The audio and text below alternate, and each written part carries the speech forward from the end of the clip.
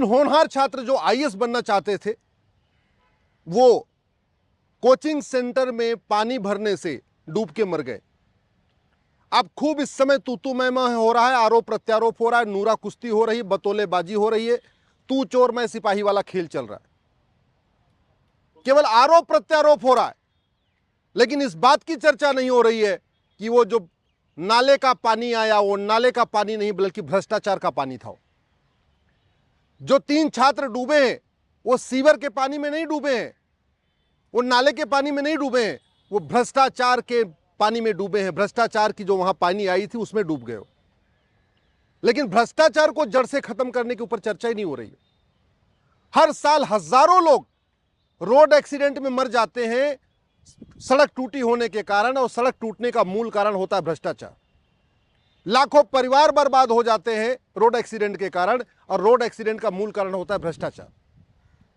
कितने लोग मर रहे हैं भ्रष्टाचार के कारण, फिर भी उसके ऊपर उसको भ्रष्टाचार को खत्म करने पर चर्चा नहीं हो रही है। वैसे बात होगी कि भारत में भगवान श्री राम पैदा हुए, भगवान कृष्ण पैदा हुए, भगवान महावीर पैदा हुए, गौतम बुद्ध पैदा हुए, स्वामी विवेकानंद पैदा हुए, शंकराचार्य जी पैदा हुए, एक से बढ़कर ऋषि महर्षि देवी देवता सबने ही जन्म लिया। लेकिन इतना भ्रष्टाचार भारत में है, जितना भ्रष्टाचार भारत में इतना सिंगापुर में तो नहीं है, जापान में तो नहीं है, दुनिया के कई देशों में नहीं है। हमारे यहां एक्सीडेंट पे, समस्या पे चर्चा होती है, लेकिन मूल कारण स्थायी समाधान पे नहीं। जो वो तीन छात्र मरे हैं वो पानी में डूब के नहीं मरे हैं, बल्कि भ्रष्टाचार की सीवर लाइन में डूब के मरे हैं।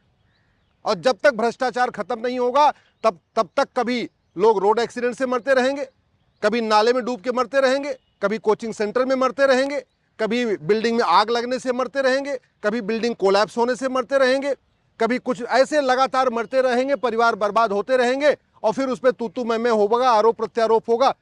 एक पॉलिटिकल पार्टी दूसरे पे आरोप लगाएगी, दूसरी तीसरे पे लगाएगी, और खेल चलता रहेगा।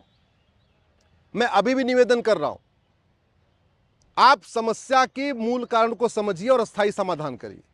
सबसे पहले तो भ्रष्टाचारियों की 100% संपत्ति जब्त करने, उनकी नागरिकता खत्म करने, उनको आजीवन कारावास फांसी देने के लिए कानून बनाइए।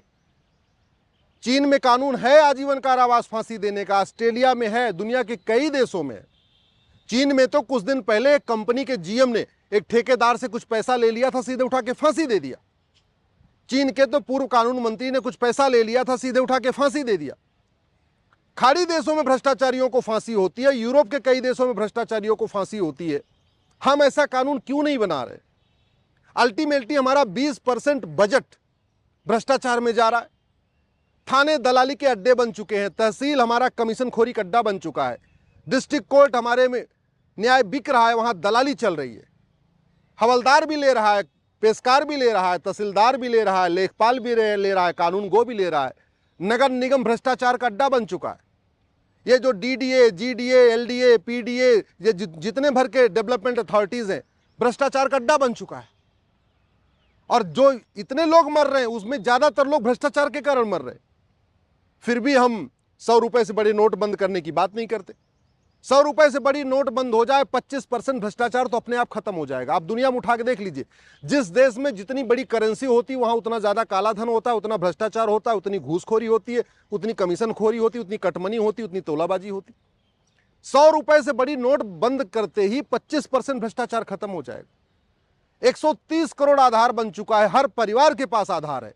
प्रॉपर्टी को आधार से लिंक करने के लिए कानून बना दिया जाए, मैं गारंटी के साथ कहता हूं 25% भ्रष्टाचार और खत्म हो जाएगा, यानी 50% भ्रष्टाचार खत्म हो जाएगा। नार्को पॉलीग्राफ ब्रेन मैपिंग कानून बना दिया जाए, कैश लेन देन की लिमिट सेट कर दिया जाए 2000 रुपए कि भैया 2000 रुपए से महंगे सामान का कोई कैश में खरीद ही नहीं पाएगा। मैं गारंटी के साथ कहता हूं 75% भ्रष्टाचार खत्म हो जाएगा, 75% भ्रष्टाचार खत्म हो जाएगा। अल्टीमेटली ये चाहे वो नगर निगम वाले हों, चाहे वो जीडीए के लोग हैं, चाहे डीडीए के लोग हैं, चाहे हुड्डा वाले हैं, चाहे जो भी भारत में अलग अलग डेवलपमेंट अथॉरिटीज हैं, वो जो पैसा लेके गलत काम करवाते हैं, पैसा लेके गलत बिल्डिंग बनाने अलाउ करते हैं या जो भी करते हैं, वो पैसा खाते थोड़ी हैं। अरे महंगे महंगे सामान खरीदते हैं, बड़े फोन, महंगे फोन खरीदेंगे, महंगी गाड़ी खरीदेंगे, प्लॉट खरीदेंगे, फ्लैट खरीदेंगे, फार्म हाउस खरीदेंगे, करोड़ों रुपए शादी विवाह में खर्च करते, यही तो करते हैं ना। 2000 रुपए से महंगे सामान का कैश लेन देन रुक जाए तो वो पैसा खाएंगे नहीं, बैंक में रख नहीं पाएंगे क्योंकि पकड़े जाएंगे बैंक में जमा करते ही कि भैया तुम्हारी सैलरी तो 50,000 है, तुम हर साल 20 लाख रुपए बैंक में कैसे जमा करें? जमा नहीं कर सकते, खर्च भी नहीं कर सकते क्योंकि 2,000 रुपए से महंगे सामान का कैश लेन देन बंद हो चुका है। प्रॉपर्टी नहीं खरीद सकते, फार्म हाउस नहीं खरीद सकते क्योंकि 50,000 रुपए से महंगी संपत्ति आधार से लिंक है। जब कोई फार्म हाउस खरीदेंगे, प्लॉट खरीदेंगे, तब भी उनके आधार में वो ऐड होता चला जाएगा, भैया तो साल में इतनी बार प्रॉपर्टी खरीद चुके। तो चाह के भी पैसा नहीं ले पाएंगे। दुर्भाग्यवश न तो भारत में शिक्षा में संस्कार है, न तो ईमानदारी सिखाई जा रही है स्कूलों में, और न तो कानून का खौफ है। शिक्षा में संस्कार नहीं है, कानून का खौफ नहीं है, इसलिए घूसखोरी, कमीशन खोरी, कटमनी, दलाली, तोलाबाजी सब कुछ चल रहा है। शिक्षा में संस्कार नहीं है, कानून का खौफ नहीं है, इसलिए मिलावटखोरी चल रही है, कालाबाजारी चल रही है, मुनाफाखोरी चल रही है, जमाखोरी चल रही है। शिक्षा में संस्कार नहीं है, कानून का खौफ नहीं है, इसलिए अवैध हथियारों का कारोबार चल रहा है, ड्रग स्मगलिंग का कारोबार चल रहा है, ह्यूमन ट्रैफिकिंग का कारोबार चल रहा है, अपहरण उद्योग चल रहा है, भाड़े पे हत्याएं हो रही हैं। शिक्षा में संस्कार नहीं है, कानून का खौफ नहीं है, और कानून का खौफ नहीं है इसलिए बाकी और भी अपराध जो देश विरोधी का अपराध होते हैं, जासूसी, गद्दारी, सब चल रही है। पैसे सारे सब कुछ पैसे के लिए होते हैं।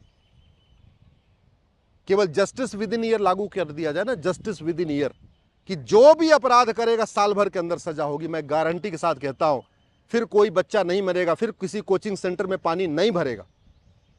केवल जस्टिस विद इन ईयर लागू कर दिया जाए, 100% प्रॉपर्टी जब्त करने, नागरिकता खत्म करने और आजीवन कारावास, फांसी देने के लिए कानून बना दिया जाए भ्रष्टाचारियों को। मैं गारंटी के साथ कहता हूं, ये सड़क हर साल नहीं टूटेगी, 3 साल 4 साल चलेगी।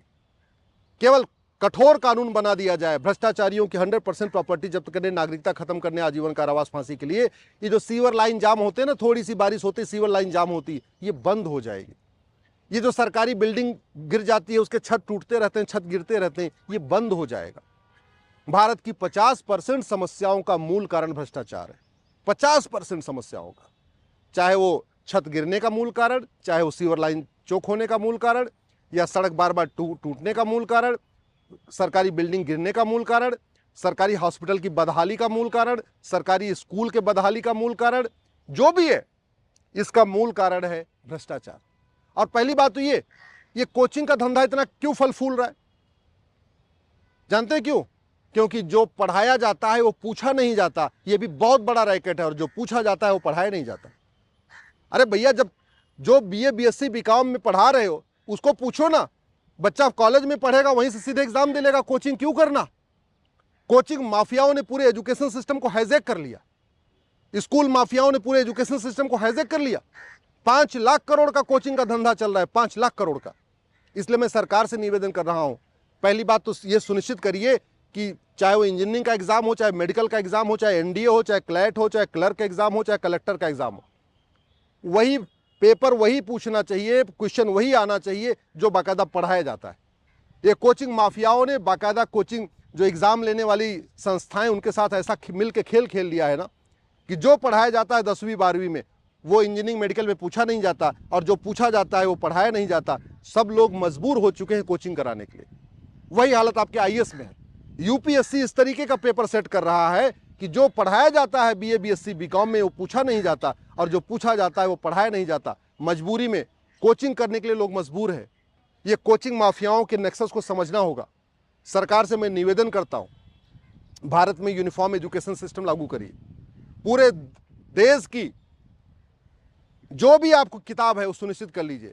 यूनिवर्सिटी का सिलेबस कॉमन होना चाहिए, स्कूल का सिलेबस कॉमन होना चाहिए, हायर सेकेंडरी का सिलेबस कॉमन होना चाहिए, सेकेंडरी का सिलेबस कॉमन होना चाहिए, ग्रेजुएशन का सिलेबस कॉमन होना चाहिए। और एग्जाम में वही पूछना चाहिए जो पढ़ाया जाता है, और वही जो पढ़ाया जाता है वही पूछा जाए, जो पूछा जाता है वही पढ़ाया जाए। ये खेल बंद किया जाए, नहीं तो परिवार भी परेशान है, आर्थिक रूप से परेशान है, मानसिक रूप से परेशान है, शारीरिक रूप से परेशान है, और माफियाओं का खेल अपना निरंतर जारी है।